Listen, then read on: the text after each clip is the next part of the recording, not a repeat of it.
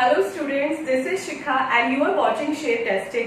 सो आज की इस वीडियो में हम पढ़ने वाले हैं फ्रेजेस और क्लॉजेस के यूज के बारे में। बहुत सारे स्टूडेंट्स मैंने ऐसे देखे हैं जिनको फ्रेज और क्लॉज की आइडेंटिफिकेशन नहीं हो पाती और वो इनको सेपरेट आइडेंटिफाई ना करके एग्जाम में आंसर रॉन्ग अटेम्प्ट करके आते हैं, जिससे उनके फिर मार्क्स अल्टीमेटली रिड्यूस हो जाते हैं। तो इस वीडियो को देखने के बाद आप फ्रेज और क्लॉज को अलग से आइडेंटिफाई भी कर पाओगे और प्लस आप अपने एग्जाम्स में अच्छा स्कोर भी कर पाओगे।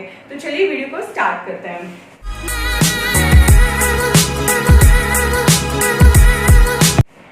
फ्रेज और क्लॉज बेसिकली हमारे ग्रुप ऑफ वर्ड्स होते हैं।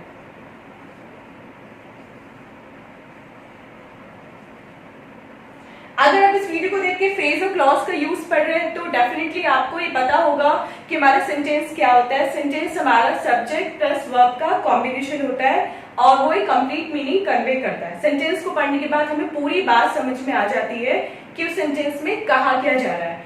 आप एक सेंटेंस में से हमें फ्रेज और क्लॉज को अलग अलग निकाल के आइडेंटिफाई करना है। वो हम कैसे कर सकते हैं? फ्रेज भी ग्रुप ऑफ वर्ड है और आपका क्लॉज भी ग्रुप ऑफ वर्ड्स है, लेकिन इस ग्रुप ऑफ वर्ड्स में हमें कंप्लीट मीनिंग मिलता है।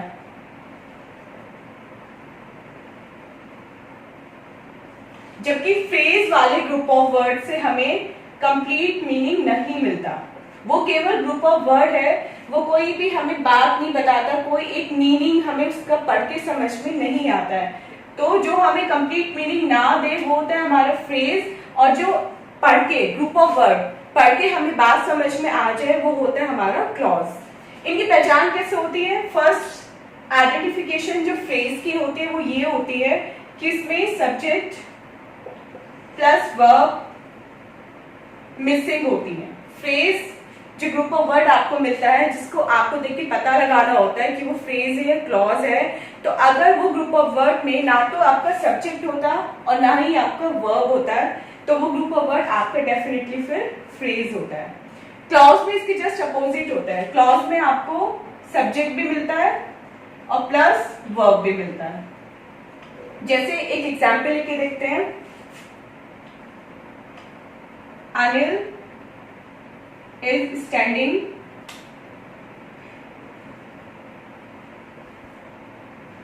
near the window.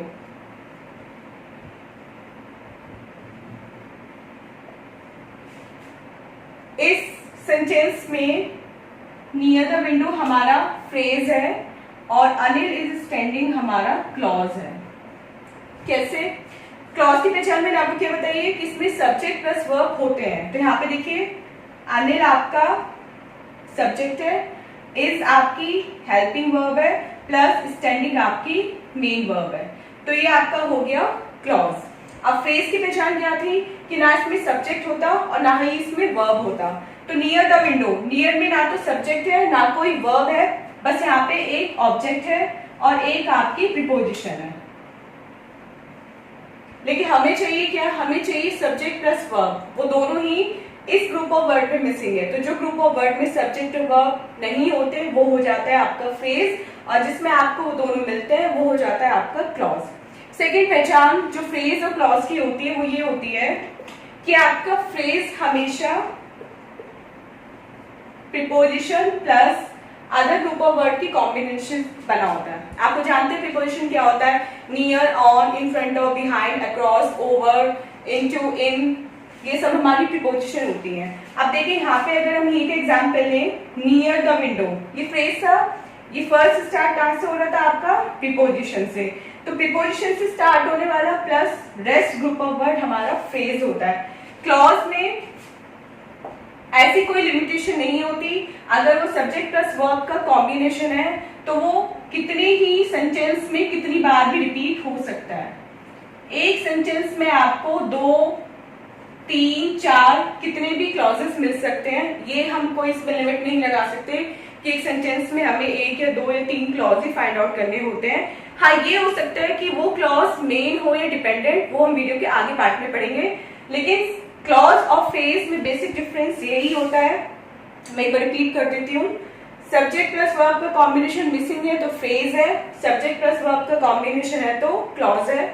प्रीपोजिशन से स्टार्ट हो रहा है तो फ्रेज है, और अगर सेंटेंस में 2 या 3 बार रिपीट हो रहा है तो वो आपका क्लॉज है। आप इससे बेस्ड एक एक्सरसाइज सॉल्व करके देखते हैं, कुछ सेंटेंसेस लेते हैं और उसमें से हम फ्रेज और क्लॉज को अलग फाइंड आउट करने की ट्राई करते हैं। तो ये कुछ सेंटेंसेस हैं जिसमें से हमें फ्रेज और क्लॉज को आइडेंटिफाई करना है। तो फर्स्ट सेंटेंस पढ़ते हैं अपना, द हाउस दैट अभी बिल्ट इज क्वाइट लार्ज। इससे मैंने जो ग्रुप ऑफ वर्ड है उसको ऑलरेडी अंडरलाइन किया हुआ है, दैट अभी बिल्ट। अभी यहाँ पे क्या है, एक सब्जेक्ट और बिल्ट हमारी हो गई वर्ब, सब्जेक्ट प्लस वर्ब का कॉम्बिनेशन हमें यहाँ पे मिला है, तो ये आपका ग्रुप ऑफ वर्ड हो गया क्लॉज। सेकेंड देखते हैं, to the end of the road, to the end of the road, इसमें टू और ऑफ प्रीपोजिशन है, ना तो सब्जेक्ट है और ना ही इसमें वर्ब है, तो ये आपका हो गया phrase. Third, Shiva jump when he heard a bang, he subject, heard, verb, a sentence automatically becomes clause. Fourth, this picture is made with pencil shavings, with pencil shavings, with preposition, pencil shavings, no subject, no verb, this becomes phrase. Fifth, please tell me where I must go. I, subject, must, verb, this is a clause. Sixth, the teacher gave all the children a bar of chocolate. All the children. Only subject is there, no verb. This becomes phrase. 7. Keep the fruit in the basket. In is a preposition. Basket is an object. There is no subject and no verb present in this sentence. So this sentence becomes, this group of word becomes phrase. Last. They tried to run away when the guard saw them. Guard is a subject, saw is a verb. This automatically becomes your clause. So I guess आपको phrase और clause को एक sentence में identify करना आ गया होगा। अगर एक सेंटेंस आपको मिले with underline group of word और with non underline group of word, तो आप इजीली आइडेंटिफाई कर पाएंगे कि आपका वो given group of word either phrase है या क्लॉज है। अब हम पढ़ते हैं कि फ्रेजेस के कितने टाइप होते हैं और क्लॉजेस के कितने टाइप होते हैं। फ्रेजेस हमारी बेसिकली 5 टाइप्स के होते हैं, noun phrase, adjective phrase, adverb phrase, verb phrase and preposition phrase. लेकिन जो 3 मोस्ट इंपॉर्टेंट फ्रेजेस हैं वो बस नाउन, एडजेक्टिव और एडवर्ब हैं। प्रीपोजिशन और वर्ब फ्रेज को हम इन तीनों में कवर करने की कोशिश करते हैं। तो मैंने तीनों फ्रेजेस विद सम एग्जाम्पल्स यहाँ बोर्ड पे लिखते हैं। फर्स्ट हम पढ़ते हैं नाउन फ्रेज। हमारा नाउन फ्रेज क्या होता है और हम कैसे पता लगाएंगे कि अगर हमें एक फ्रेज मिला है, पहले तो हमें फ्रेज ही आइडेंटिफाई करना आना चाहिए। एक बार हमें फ्रेज आइडेंटिफाई करना आ गया तो उसके बाद हम देखते हैं कि वो फ्रेज जो है वो किस टाइप का है, वो नाउन फ्रेज है, एडजेक्टिव फ्रेज है या एडवर्ब फ्रेज है। अब यहाँ पे हमारा फर्स्ट सेंटेंस है, we never accepted defeat. Noun phrase की सबसे पहली पहचान ये होती है कि इसमें आपको आंसर मिलता है व्हाट का। व्हाट वर्ड जो होता है इसका आंसर अगर आपको किसी भी गिवन ग्रुप ऑफ वर्ड में मिल रहा है तो वो आपका जो गिवन ग्रुप ऑफ वर्ड है वो आपका नाउन फ्रेज होता है। कैसे? We never accepted defeat, what we don't accept. What का क्वेश्चन हमें मिल रहा है, वी डोंट एक्सेप्ट डिफीट, तो आंसर यहाँ पे आपका डिफीट। तो ये आपका हो गया नाउन फ्रेज। डिफीट आपकी हो गई नाउन और एक गिवन ग्रुप ऑफ वर्ड आपका हो गया नाउन फ्रेज। सेकेंड, मैं अब ढूंढने की कोशिश करते हैं कि वो व्हाट का आंसर क्या है, वो क्वेश्चन जो आंसर यहाँ पे लिखा हुआ है उसमें वो कौन से क्वेश्चन को सेटिस्फाई कर रहा है। तो सेकेंड आपका है, the spotted puppy is up for adoption. अगर हम इसका एक उल्टा क्वेश्चन क्रिएट करें तो हम क्या क्रिएट करेंगे, what is up for adoption. What is up for adoption? तो आंसर आपका आएगा द स्पॉटेड पपी। तो यहाँ जो स्पॉटेड पपी है वो आपका हो गया नाउन, वो आपका आंसर सेटिस्फाई कर रहा है व्हाट को, तो आपका सेकंड सेंटेंस भी हो गया नाउन फ्रेज। थर्ड देखते हैं, Riya drives to an awful job every morning. आप इसका एक क्वेश्चन क्रिएट करते हैं, what does Riya drive to. Riya drives to an awful job, to an awful job. ये गिवन ग्रुप ऑफ वर्ड आपका हो गया नाउन फ्रेज। सेकेंड देखते हैं एडजेक्टिव फ्रेज। फर्स्ट है, I am sad about the result. Adjective आपको पता है क्या होता है, जो नाउन की क्वालिटी बताते हैं, नाउन को और अच्छी पहचान देते हैं, वो होते हैं आपके एडजेक्टिव। तो यहाँ पे बता रहा है वो कि वो रिजल्ट को सुन के बहुत ज्यादा सैड है। तो यहाँ पे आपका जो सैड वर्ड है वो है एडजेक्टिव, और जो गिवन आपका ग्रुप ऑफ वर्ड है वो हो गया आपका एडजेक्टिव फ्रेज। सबसे पहली पहचान जो आपको एडजेक्टिव फ्रेज की मिलेगी वो ये मिलेगी कि ये आपके सेंटेंस में स्टार्टिंग, मिडिल प्लस एंड कहीं पे भी मिल सकता है और तीनों जगह भी मिल सकता है। जैसे आपकी नाउन की पहचान थी कि अगर आप उस सेंटेंस में क्वेश्चन बनाए तो वर्ड की जगह जो आपका ग्रुप ऑफ वर्ड आएगा वो आपका हो जाएगा नाउन फ्रेज। ऐसे आपके एडजेक्टिव की पहचान होती है कि आपके सेंटेंस के शुरू में, मिडिल में या एंड में कहीं आ सकता है। ये देखिए यहाँ पे सेड जो आपका एडजेक्टिव है वो यहाँ पे स्टार्टिंग में आ रहा है सेंटेंस के, तो यहाँ आपका स्टार्टिंग एडजेक्टिव हो गया। सेकंड पढ़ते हैं, I am awfully sad about the result. यहाँ एडवर्ब के बाद आ रहा है एडजेक्टिव, तो ये आपका आ गया मिडिल में। Third, I am very sad, सबसे लास्ट में आ रहा है adjective, sad, sad and sad, यहाँ पे आपका आ गया एंड में। तो जो सेंटेंस की क्वालिटी पता है, उस सेंटेंस के बारे में हमें एक एक्स्ट्रा इंफॉर्मेशन दे, वो होता है हमारा एडजेक्टिव, और ये गिवन ग्रुप ऑफ वर्ड आपका हो गया एडजेक्टिव फ्रेज।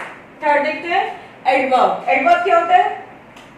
जो नाउन या प्रोनाउन को इनहेंस करता है वो आपका होता है एडवर्ब, जो उसकी जो एडजेक्टिव की भी विशेषता बताता है। जैसे ही ड्रॉव अवे क्विकली, अगर आप इतना पढ़ते ही ड्रॉव अवे तो भी अपने आप में ठीक था, ही ड्रॉव अवे, लेकिन यहाँ पे हमें एक ही के बारे में, सब्जेक्ट के बारे में एक एक्स्ट्रा बात पता चल रही है कि वो चला तो रहा था, लेकिन वो कैसे चला रहा था? वो बहुत क्विकली चला रहा था। तो क्विकली आपका हो गया एडवर्ब, और एक ग्रुप ऑफ वर्ड आपका हो गया adverb phrase. Second, she work silently. She work अपने आप में कंप्लीट फ्रेज है, शी वर्क। हमें नहीं पता करना कि वो कहाँ वर्क करते हैं, क्यों वर्क करते हैं, लेकिन शी वर्क ये फ्रेज है। लेकिन हमें एक एक्स्ट्रा चीज पता चल रही है कि वो शी वर्क साइलेंटली, वो साइलेंटली काम करती है, तो ये भी आपका हो गया एक adverb phrase. So I hope आपको तीनों में डिस्टिंग्विश करना आ गया होगा कि आपका नाउन फ्रेज, एडजेक्टिव फ्रेज और एडवर्ब फ्रेज की आप पहचान कैसे कर सकते हैं। फ्रेज और क्लॉज की पहचान करनी आपको आ गई, और आई होप आपको इन तीनों की पहचान करनी भी आ गई होगी। अब बारी है क्लॉजेस के टाइप्स पढ़ने की। क्लॉजेस के मेनली दो टाइप होते हैं, main clause and subordinate clause. Main clause का कोई और फर्दर क्लासिफिकेशन नहीं होती, लेकिन सबऑर्डिनेट क्लॉज की होती है, तो चलिए वो भी पढ़ते हैं। मेन क्लॉज को हम इंडिपेंडेंट क्लॉज भी बोल सकते हैं, एंड सेकेंड हमारा हो गया डिपेंडेंट क्लॉज। तो मेन या इंडिपेंडेंट क्लॉज होता है आपका सेंटेंस। आप एक्स वाई जेड कोई भी सेंटेंस उठा लीजिए, किसी भी टाइप का, किसी भी एडवर्ब, किसी भी एडजेक्टिव का, वो सेंटेंस अगर वो एक कंप्लीट सेंटेंस है तो वो आपका होता है मेन क्लॉज। इसलिए मेन क्लॉज को हमने आगे क्लासिफाई नहीं किया। सेकेंड आपका जो टाइप है वो है सबऑर्डिनेट क्लॉज। सबऑर्डिनेट क्लॉज हमेशा मेन क्लॉज पे डिपेंड होती है। ये ग्रुप ऑफ वर्ड होता है, एक मीनिंग भी कन्वे करता है, लेकिन अगर हम इसके साथ मेन क्लॉज ना यूज करें तो सबऑर्डिनेट क्लॉज खुद इंडिपेंडेंटली कोई एक पर्टिकुलर मीनिंग कन्वे नहीं कर सकता, कुछ बात क्लियरली समझा नहीं सकता। इसको हमेशा अपने साथ मेन क्लॉज की जरूरत होती है। सबऑर्डिनेट क्लॉज इसका नाम इसलिए है कि जो मेन क्लॉज पे डिपेंड करता है। इसका अदर नेम हम डिपेंडेंट क्लॉज भी बोल सकते हैं। Main clause means independent clause, जो इंडिपेंडेंटली मीनिंग कन्वे करता है, इंडिपेंडेंट होता है। Subordinate clause like dependent clause, जो हमेशा main clause means independent clause पे डिपेंड करता है। जैसे इसको हम फर्दर क्लासिफाई कर सकते हैं, इसको भी हम noun, subordinate clause and adjective clause, adverb clause इसमें क्लासिफाई कर सकते हैं, लेकिन उसमें मैं एक सेपरेट वीडियो बनाऊंगी क्योंकि ये वीडियो अदरवाइज बहुत ज्यादा बड़ी हो जाएगी। तो अभी हम पढ़ते हैं कि आप सबऑर्डिनेट क्लॉज, एक सेंटेंस में आप मेन क्लॉज और सबऑर्डिनेट क्लॉज को कैसे डिस्टिंग्विश कर सकते हो। फर्स्ट आपका सेंटेंस है, she was born in India but her mother is from China. She was born in India, इतना सेंटेंस अगर आप देखें तो अपने आप में कंप्लीट है। She was born in India, yes, तो ये आपका हो गया मेन क्लॉज। लेकिन ये but her mother is from China, ये कहीं ना कहीं इस पे डिपेंड करता है। अगर हम इतना हाइड कर लें तो क्या इसको पढ़ के आपको एक कंप्लीट मीनिंग मिल रहा है, but her mother is from China? इससे आपको कुछ समझ में नहीं आ रहा है कि क्या कहना चाह रहा है but her mother is from China. लेकिन अगर आप कंप्लीट सेंटेंस पढ़ते हो, आप साथ में इसका मेन क्लॉज भी पढ़ते हो, तो आपको पता चलेगा कि but her mother's from China का मतलब है कि जो डॉटर थी वो इंडिया से थी, लेकिन जो मदर है वो चाइना से है। इसलिए ये आपका हो गया सबऑर्डिनेट क्लॉज। वो क्लॉज जो अपना मीनिंग कन्वे करने के लिए, दूसरों को अपनी बात समझाने के लिए मेन क्लॉज पे डिपेंड होता है, वो होता है आपका सबऑर्डिनेट क्लॉज। सेकेंड सेंटेंस देखते हैं। They started on their journey when the sun rose. यहाँ पे भी अगर हम यहाँ पे ब्रेक दें जर्नी के बाद, तो दे स्टार्टेड ऑन देयर जर्नी, वो अपनी जर्नी पर चले गए, कंप्लीट है खुद में। ये आपका हो गया main clause. When the sun rose, आप इसको अलग से पढ़िए। When the sun rose, when the sun rose क्या हुआ, उसके बाद क्या हुआ, उससे पहले, यहाँ पे आपको कुछ पता नहीं चल रहा है, तो ये आपका हो गया सबऑर्डिनेट क्लॉज। अभी जरूरी नहीं है कि सबऑर्डिनेट क्लॉज आपका हमेशा सेंटेंस के एंड में ही आए, वो सेंटेंस के स्टार्टिंग में भी आ सकता है, सेंटेंस के मिडिल में भी आ सकता है, और सेंटेंस के एंड में तो आ ही सकता है। Third sentence, the man who is standing at the gate is a writer. अब यहाँ पे जो आपका सबऑर्डिनेट क्लॉज है वो आपके सेंटेंस के मिडिल में आया है। कैसे? The man who is standing at the gate is a writer.